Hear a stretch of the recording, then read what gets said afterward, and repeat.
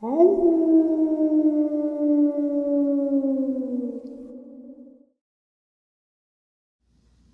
and salutations, everyone. I hope everyone is still doing well, and welcome to this early morning, middle of the night bonus upload. Before we jump into it, a couple quick links. As many of you know, I rely on Patreon, PayPal, channel membership, and the merch to help the channel to continue to grow and go. Links to Patreon, PayPal, and channel membership is in the description below. Merch displayed directly under the video. Also, Dogman, Frightening Encounters, Volume 1 through 3, the audiobook versions. They were written and researched by Tom Lyons, narrated and produced by me, Jeff Nadolny. Those audiobooks are available on Audible, Amazon, and iTunes, links to which are also in the description below. And finally, last but definitely not least, if you'd really like to help support this channel to continue to grow and go, simply subscribe. It does not cost a cent. Click that like button. Takes half a second. If you don't want to miss out on any of the informative uploads that I put out daily, click the bell icon. And folks, please leave a comment and share the video. Why? Well, because all of these things really do help the channel to continue to grow and go. They definitely do matter, and they are appreciated. And now, everyone, I have taken far too much of your time. Let's jump in to this early morning, middle of the night bonus upload, shall we? It took moving 1,000 miles away to finally feel comfortable enough to share this. This happened just before my senior year of high school, over a 3-week period of time in the summer. I was 17 years old, drug-free. At most, I took an Advil for a headache every now and then. I just want to assure you that I was not on any mind-altering substances or long-term medication that could affect my cognitive ability. During the summer, my curfew was 11 p.m., and this occurred while driving home from my, at the time, boyfriend's house, which took roughly 15 minutes, so let's say 10:45 at night. I was full of energy at this age, and a night owl, so I was not even remotely tired. In fact, I was hyped up with the warm summer night breeze. Car windows are down, I'm singing along with the radio. I took a shortcut through the back roads to avoid going into the tiny city with the jerkish cops. Also, one of the roads I took was super straight and flat, so I could really speed, and that feels great when you're a teenager. But right before that road, I had to take 2 very close turns to get onto it. First, I'd take a right turn that was more than 90 degrees, almost back the way I had come. Then exactly a half a mile, I would turn left onto a long straight road where I could really put the gas pedal down. Since it was only a half a mile, I normally didn't speed up that much because that small stretch of road was more like packed gravel, and it would be a waste, as I would have to slow down again and turn left onto a much better road where I could really let loose. The tiny property on the inside corner of the left turn is where all of this took place. A house had recently been built there, 2 stories with a detached garage, and it seemed odd how quickly it had been erected, as we built our family house and it took us a year to finish it. I'll start at the beginning because I believe this is all related. Week 1, I am positively jamming to my music, the wind whipping through the car. It feels great, I'm relaxed in my very familiar drive home. I slow down to make my right turn onto the rough rural road, just bebopping along when my lights illuminate something stunning sitting on the corner of that road. It was a wolf, a real wolf, a solid white real wolf. I know the difference between my dog breeds and wolves. I love watching dog competitions, wildlife documentaries, and have even met a quarter wolf in person. They look very different than domestic dogs. This was a wolf, and it was amazing, and it blew my mind. I slow down even more while I turn my music down. I'm getting close to it, and I notice that it's not minding me at all. It's sitting perfectly still on that corner of the road, just staring at the house. Almost unblinking, its ears didn't even flick towards me. All of its attention was focused on this house. I was so close I could have reached out my window and brushed the fur on the back of its head and neck. I was smiling and amazed, but my mind was already churning. It made no sense for a wolf to be behaving like this, even less for there to be a white wolf in rural North Alabama in the summer. I came to a complete stop, marveling at its fur and presence. I felt euphoric, like I had seen something rare and blessed. My mind made a jump to the local Native American stories of animal spirit guardians, and I started to wonder. I can't say, though, Mom would never believe me if I told her I was late because of a spirit wolf. With a sigh, I said goodbye to the wolf and drove home in a better mood than ever. I got to see something special, and it filled me with emotions of joy and peace. Week number 2, I was driving home again, and I had been taking extra care to keep an eye out for my wolfy buddy, hoping to see him again around that area. So I drove extra slow with my window down and radio off. That was a horrible mistake. I should have realized what the presence of a guardian meant. It meant danger. Alas, I was on that short road approaching the new little house. Then I saw the thing that, to this day, makes me question my sanity, my reality, and possibly of eldritch terrors, as Lovecraft described. It was crouched right before their mailbox, its limbs folded and pulled in tight, with its haunched posture, yet its head was still taller than the mailbox. It was molded green and black with undertones of blue, and it looked wet and slimy. Its head was elongated, allowing for an extended maw full of teeth. The upper half of its body looked emaciated, with barely more than a frog-like thin skin pulled over angular long bones, ropey muscles to hold it upright, and at the end of its grossly stretched arms were equally terribly long fingers, while its legs had bulk to them and looked equipped for running, with back-facing knees for sprinting, and tipped in a raptor-like curved claw. It looked tall, maybe 7 feet, maybe more, just folded up into this predator's posture, waiting for prey. Then there were its eyes, solid black and sunken. I still want to vomit thinking about its eyes looking at me. Then I realized, it's going to look at me, it's going to see me, and there is no avoiding it. Panicked terror unique to this alien thing swallowed me instantly, feeling like I was tilting off of the world I'd always known, and into the abyss where monsters like this existed. I couldn't breathe, but I had to get my window up.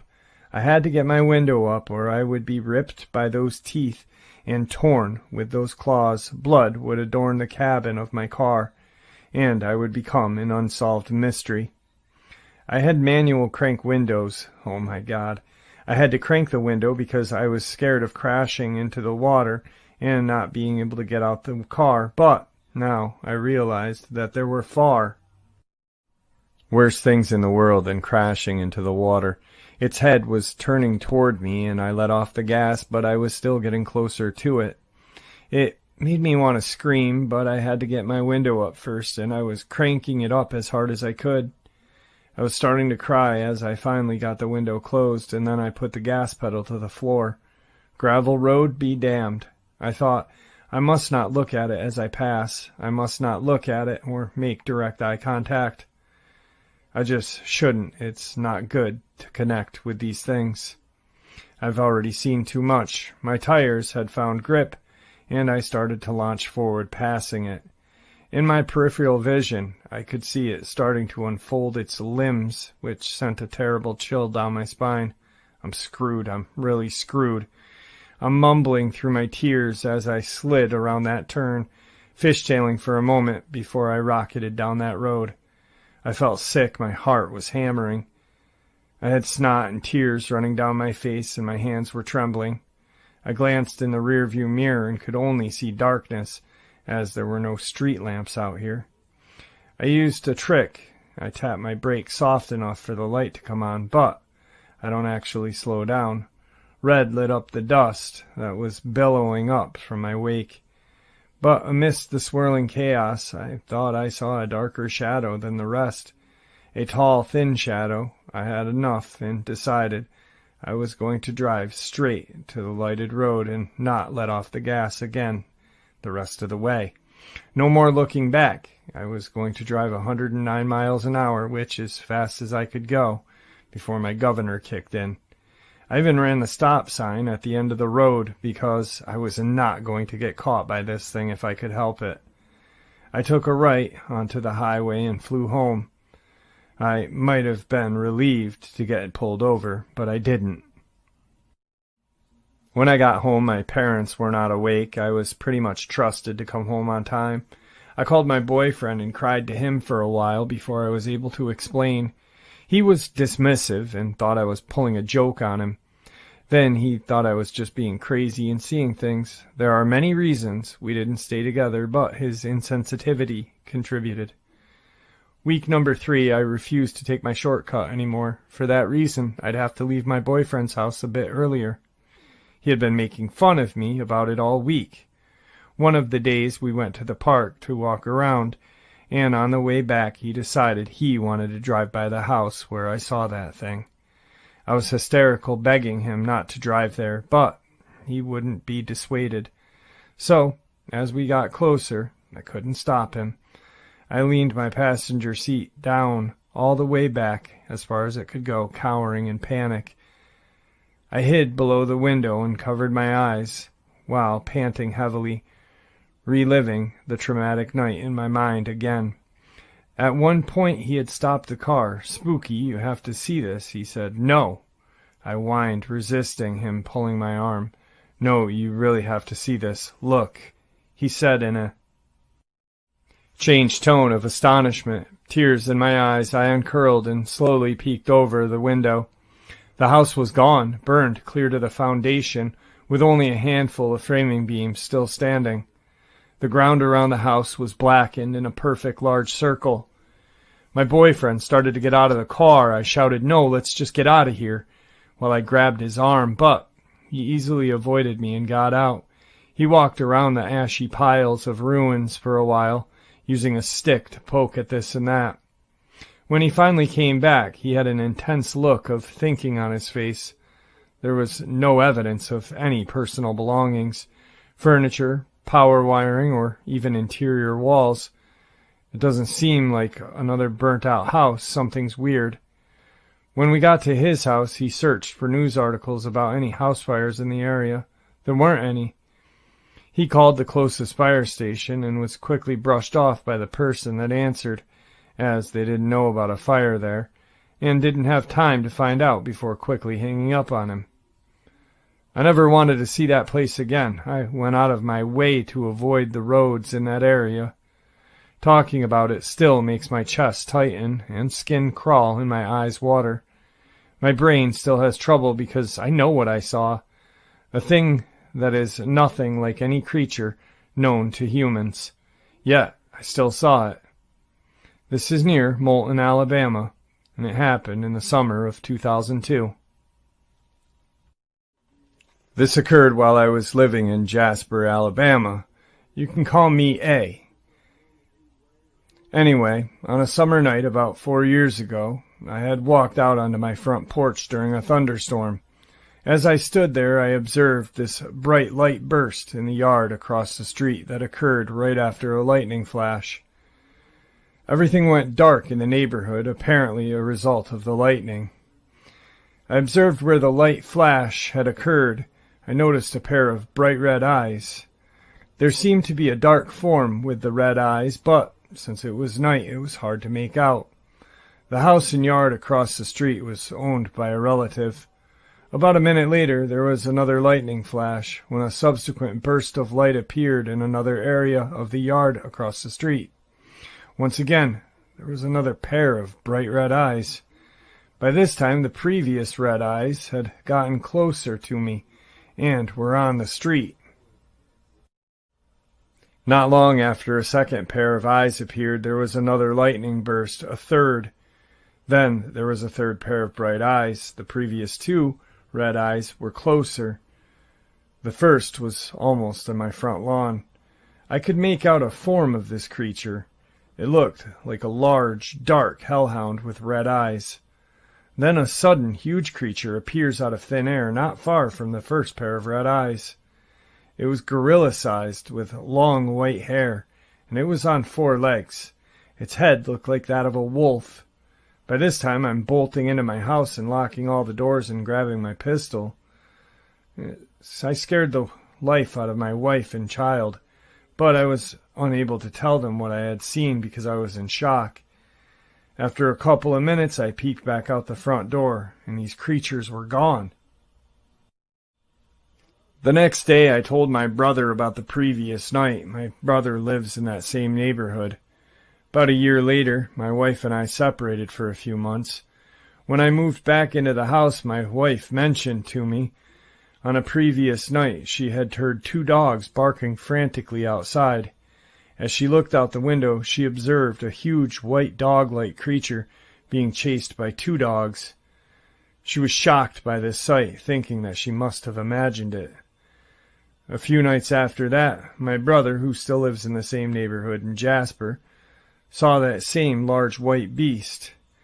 He had also seen something that had a pair of bright red eyes, but was unable to get a description.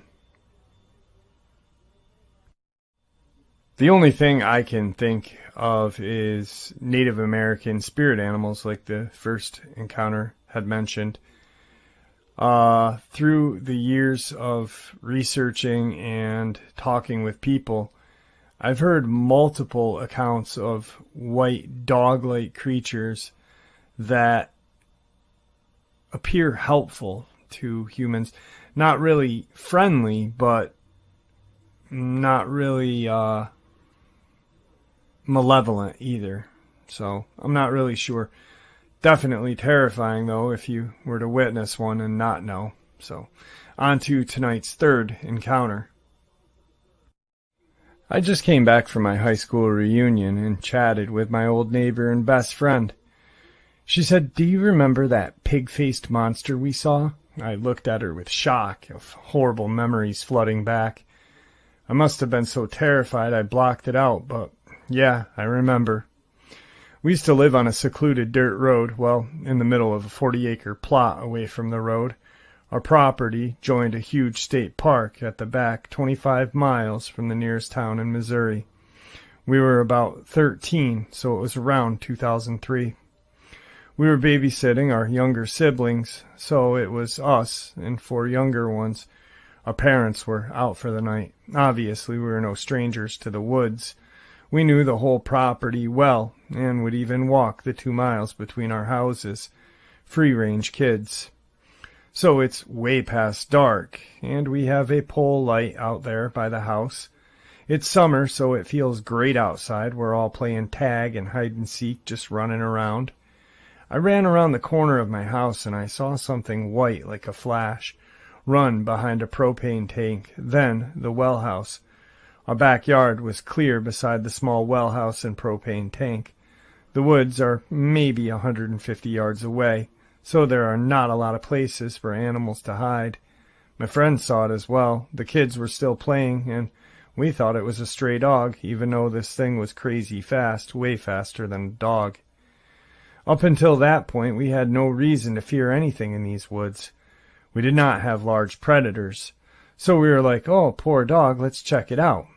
We sprint over around the well house and see a crouched white thing. I remember its hands were long fingered hands.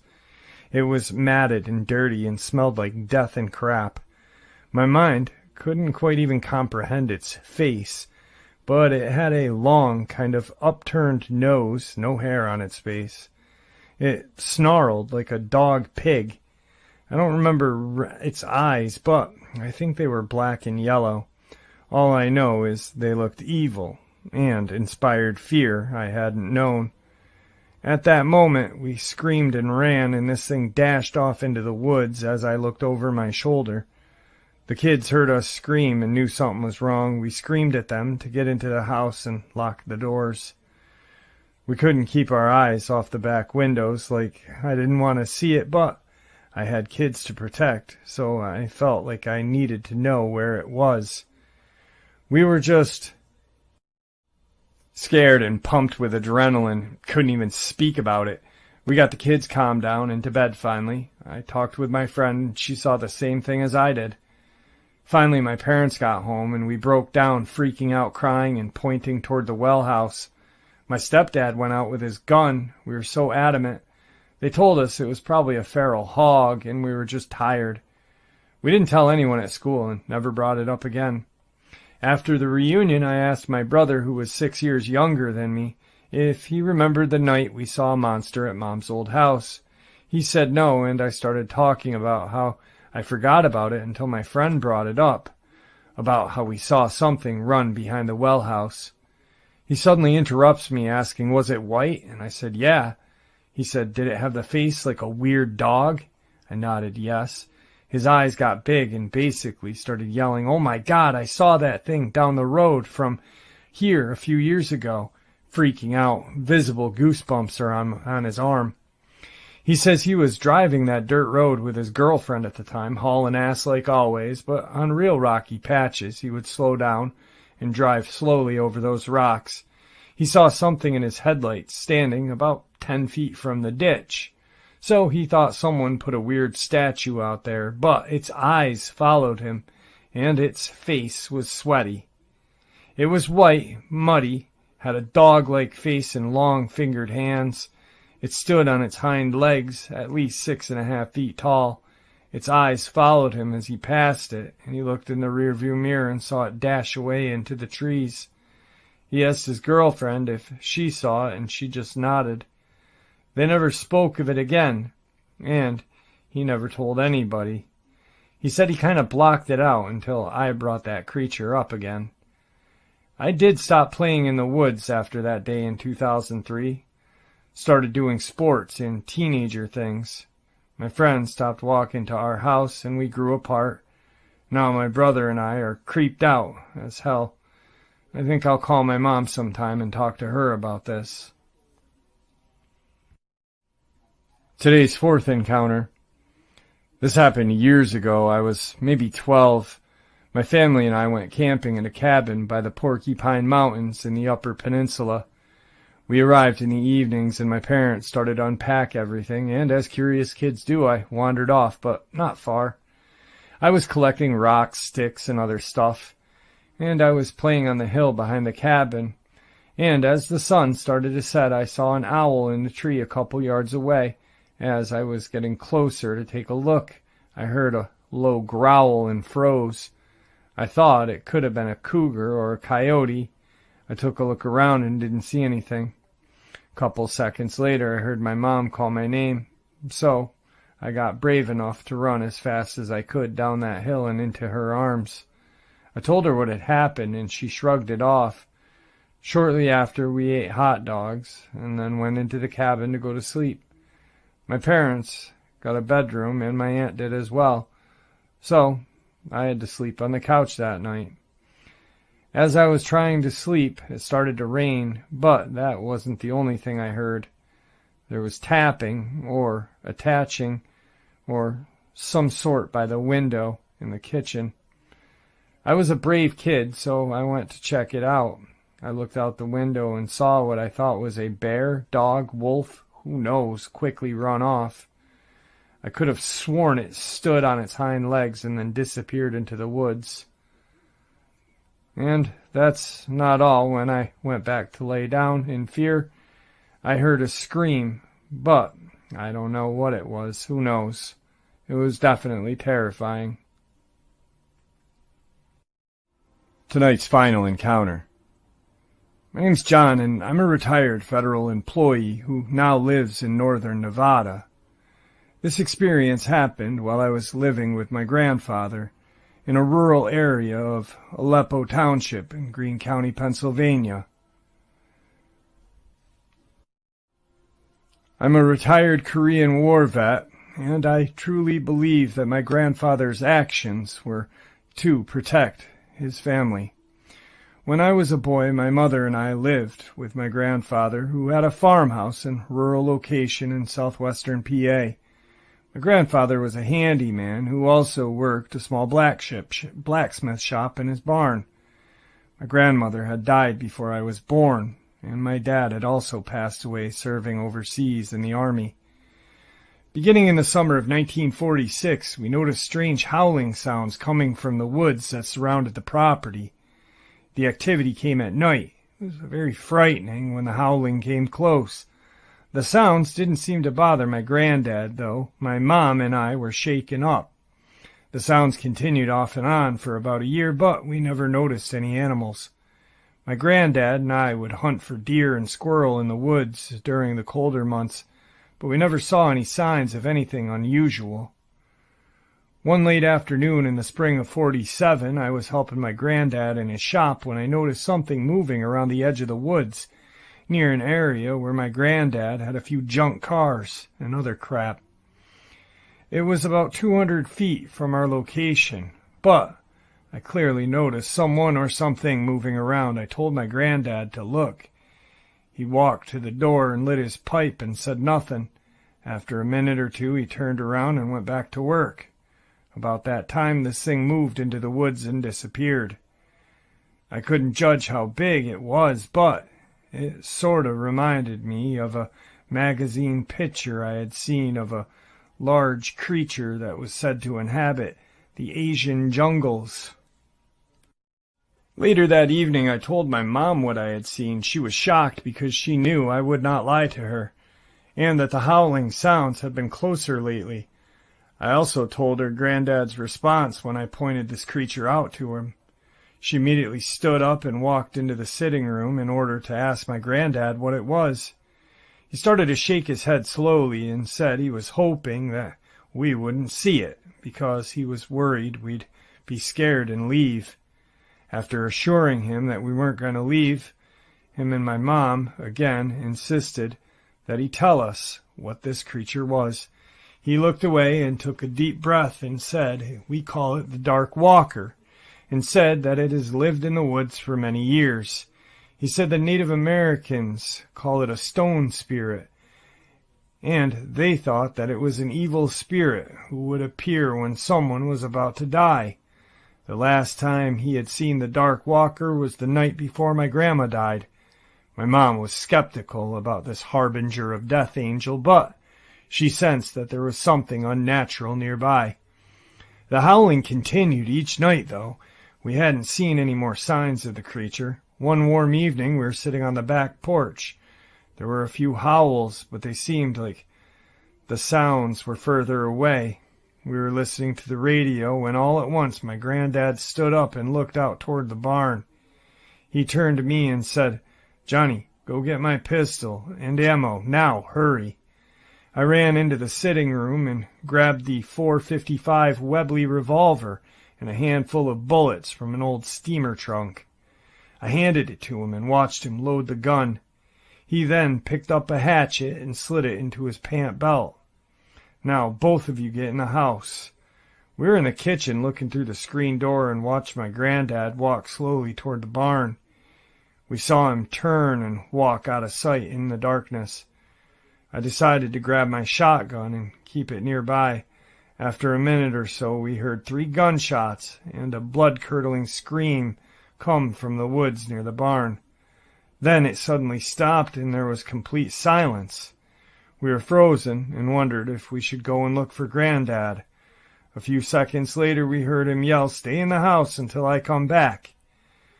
We heard the pickup truck start. I looked out toward the storage room window and saw my granddad drive to the back of the barn and park. Several minutes later, he backed up and drove by the side of the house onto the road. I could see that there was something in the back covered with a tarp. It was getting late, so my mom told me to go to bed. The next morning, I came down and sat beside my granddad, who was reading the paper and drinking a cup of coffee. Mom was sitting at the other end of the table, staring at my granddad. Not long later, she said, "Dad, tell him." My granddad put the paper down and looked at me and said I killed the Dark Walker.